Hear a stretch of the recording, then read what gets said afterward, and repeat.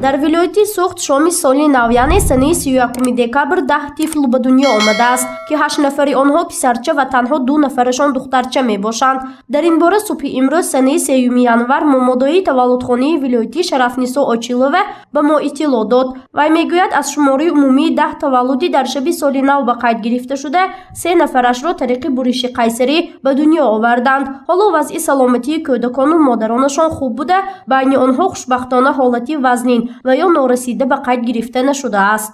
дар шӯъбаи эҳё занҳое ки аз шаҳру ноҳияҳо ворид гаштаанд бистарӣ шуда ҳоло ҳамашон дар ҳолати миёнавазнин қарор доранд. он нафароне ки буриши қайсарӣ шуданд ҳамашон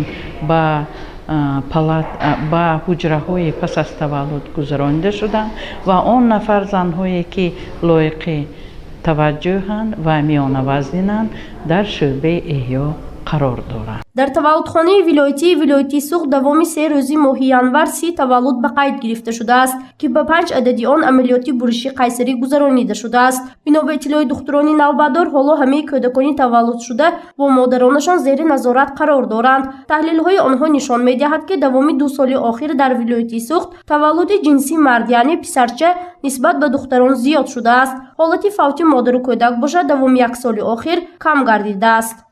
хурсандӣ овар аст ки имрӯз занҳои мо дар шӯъбаи эҳё миёнавазнинанд ва табобаташонро гирифта истоданд. 2 нафар ҳомиладорон ва 1 нафар пас аз амалиёти ҷарроҳӣ. дар шӯъбаи таваллуд бошад 5 нафар занҳо қарор доранд.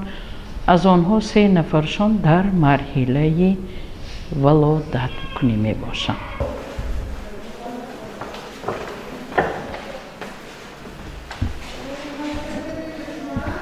ин зан Парвина Мухторова сокини ноҳияи Сиптамен мебошад. вай санаи 31 декабр Шаби Соли Нав фарзанди сеюмашро таваллуд кард ки духтарча аст. ба ин кӯдакча Муслима ном монданд. модараш мегӯяд ки вазнаш 4 кило буда ҳоло вазъи саломатиаш ҳам хуб арзёбӣ карда мешавад. бино ба нақли ин зан дар соли нав тавлиди тифл дар оила барояш беҳтарин тӯҳфа гардид.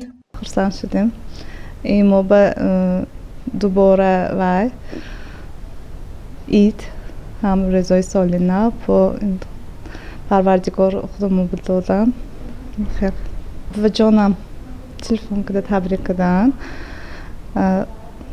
вам 80 ба даромадагӣ ва ишон вай табрик када бучашон 8 сола акошон 6 сола. хурсанд монро интизор дар хона истем кай мебиёдам гуфта фурсидостем мерим худо хоҳад. ҳоло дар шӯъбаи эҳёи бачагона низ кӯдакони вазъи саломатиашон вазнини миёна зери назорати қатъии духтурон қарор доранд. дар ин шӯъба бештар кӯдакони бо вазни кам таваллуд шуда ва ё ин ки пеш аз муҳлат таваллуд шуда нигоҳубин карда мешаванд. духтурони кӯдакона онҳоро то хуб шудани вазъи саломатиашон дар таҷҳизоти махсус зери назорати доимӣ қарор дода нигоҳубин мекунанд. норасогӣ нафаскашӣ метиҳанд. ҳамонгоҳ мо барои пурра кардани нафас вай карданаш кислород мемонем. барои он ки лаи гармиши нигоҳ намедорад мо манин лаи чиземово кувезомова ин вазифаи кувез гармӣ иҷро мекунад. ишками модараш барин температуру нигоҳ доштанамон дар кор. аксари дар таваллудхона бистаришудагон аз тавлиди кӯдакашон Шаби Соли Нав хушҳол буданд. масалан Шарифа Ғафурӣ сокини 26-солаи шаҳри Хуҷанд аст ки давоми 5 соли охир интизори фарзанд буд.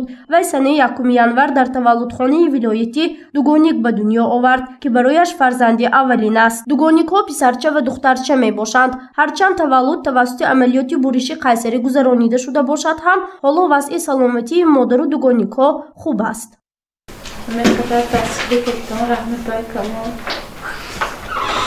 من باست پیش ما همه قدر شدیم هم دختردار هم پسردار رحمت دستگیری کردم به سالای نوکی هماتون تبرید.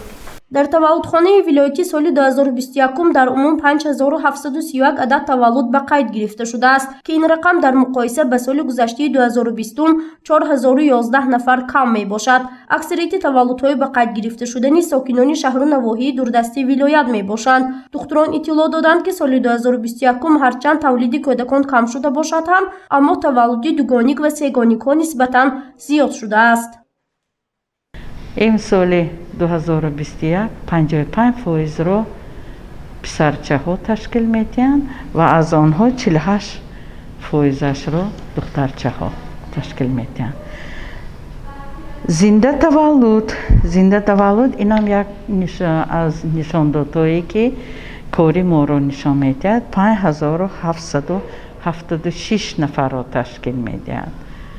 қайд кардан зарур аст ки сол ба сол сафи таваллуди бисёр ҷанинӣ зиёд шуда истодааст. дар соли 2021 таваллуди серҷанинӣ 195 нафарро ташкил дод ки нисбати соли 2020 171 нафар буд. бино ба иттилои духтурон, акнун ҳамаи он кӯдаконе ки Шоми Соли Нав таваллуд шуданд, баъди гирифтани табобати пурра ва хуб шудани вазъи саломатиашон ба хонаҳояшон ҷавоб дода мешаванд. гузориши Фарзона Шамсиева, Насим Раҳимов барои барномаи Тилотии Хабар.